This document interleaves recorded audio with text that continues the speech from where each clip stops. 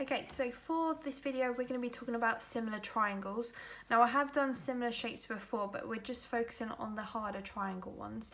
Now I've written here something that's really important. It's the ones that look like this, e.g. 1 and also e.g. 3. I've written draw diagrams again, okay, and it's really important that you do that. And I know a lot of people think, well, what's the point, like why do we have to do it?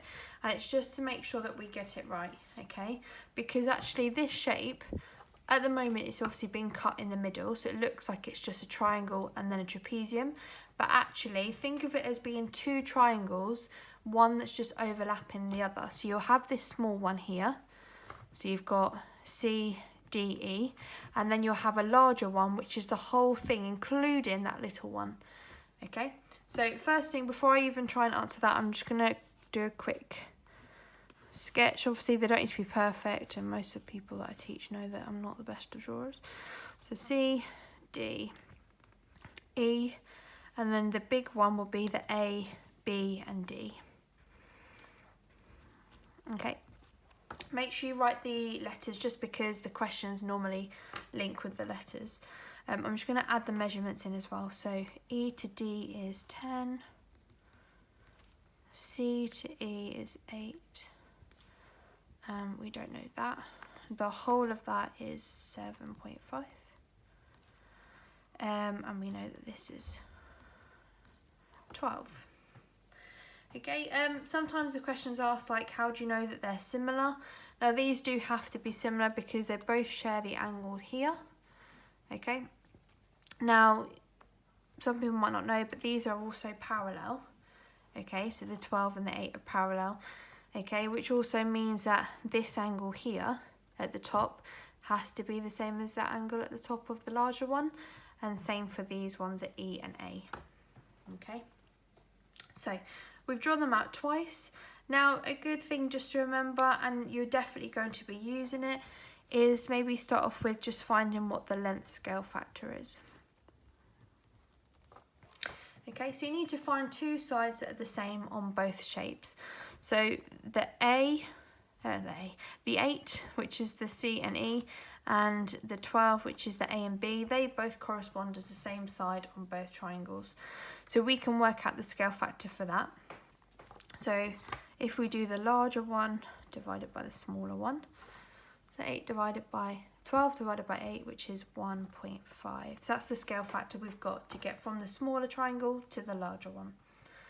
Okay, so we're starting off with the first question. So part A, we are trying to find the length here, AB along the bottom. Okay, now AD is the base of the larger triangle. We already know the base of the smaller one, so all we have to do is do 10 multiplied with the scale factor.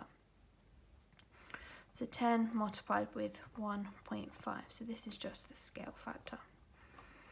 Okay, which is 15 centimetres. And that's all you need to do. Okay, for part B, so we're trying to find the length of CD. So we're trying to find a side of the smaller shape. Okay, now we know the larger one is 7.5. So to get to the smaller one, we can just divide by the scale factor because we're going back to the smaller shape.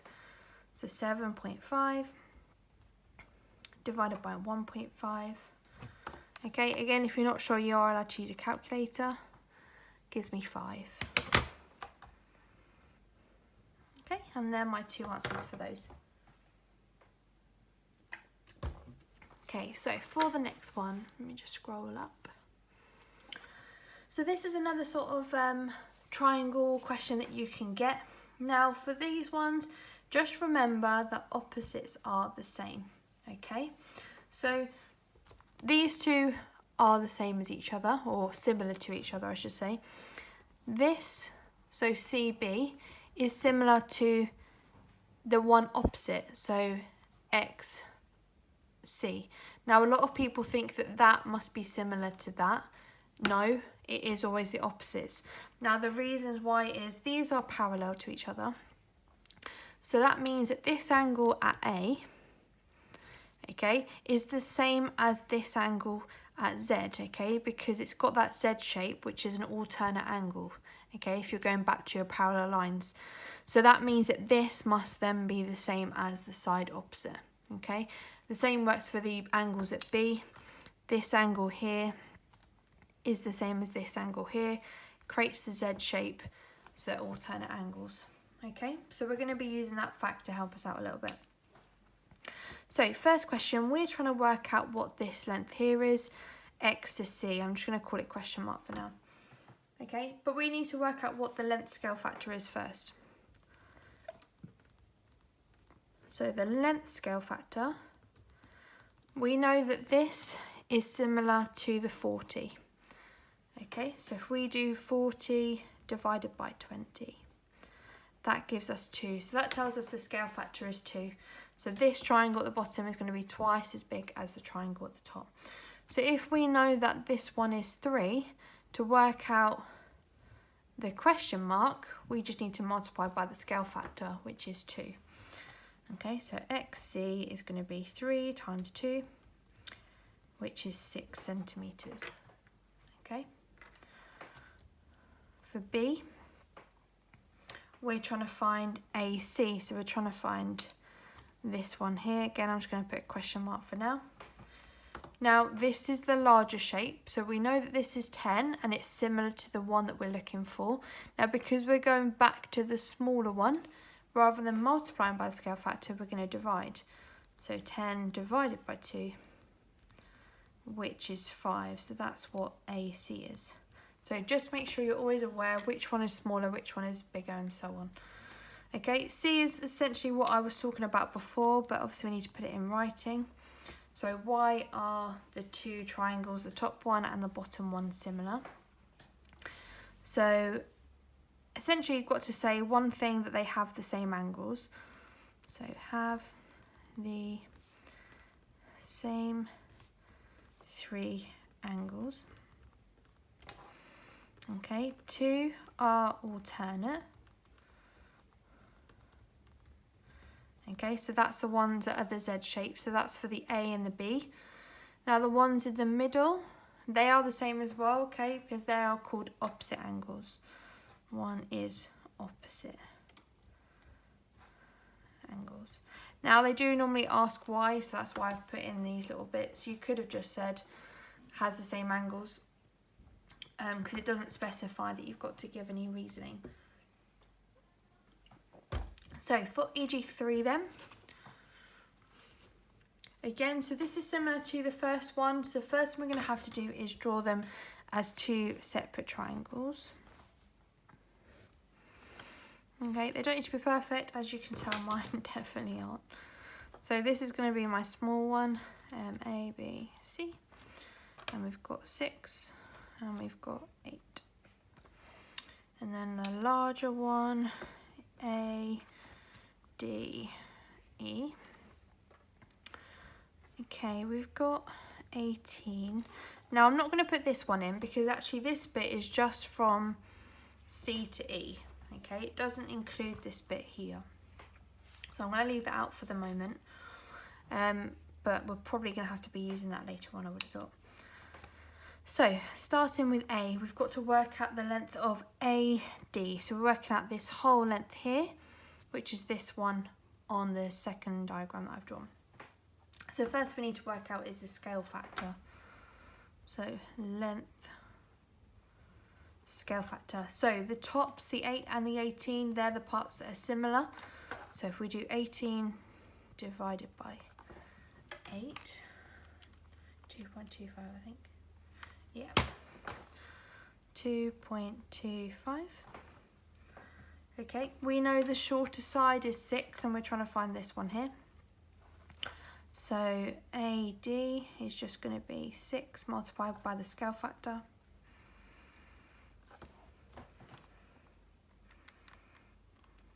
And we get 13.5 centimetres. Okay. So the next one, we're trying to find out the length of DB. Where's DB? This one here. Okay, so we've just worked out the whole thing is 13.5, okay? We know that this part here is 6, so that means the bit that we want, which is just from the B up to D, must be the 13.5 subtract the 6.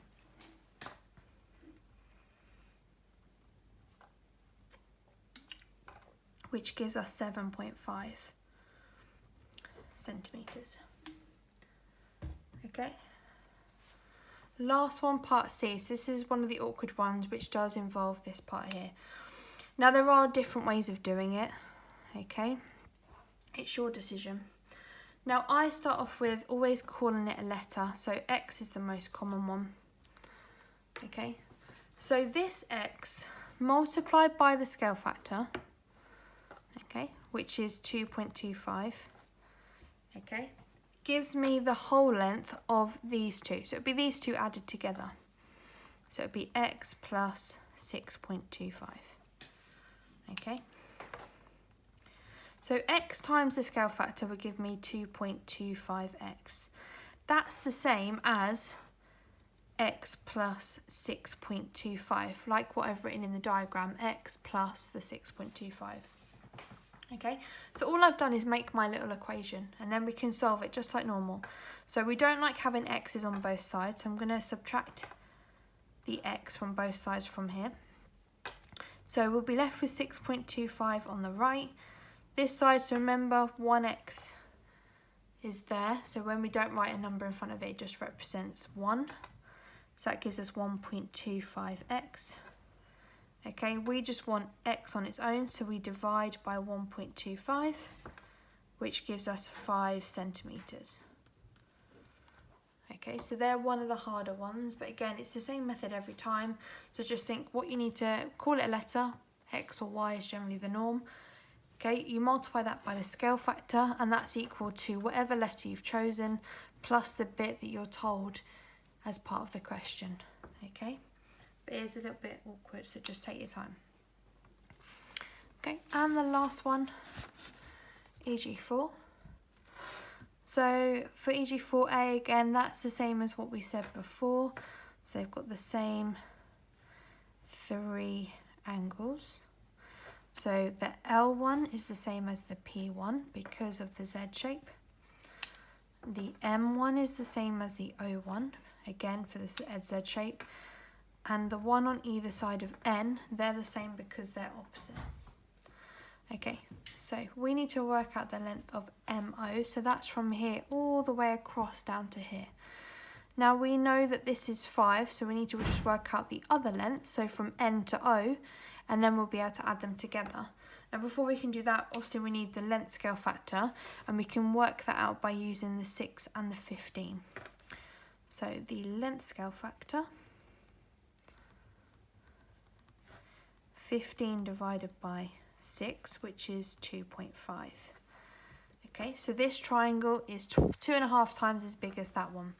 So if we work out what NO is first, NO, okay, that's going to be the 5 multiplied by the scale factor. So just remembering that the opposite sides are the similar ones.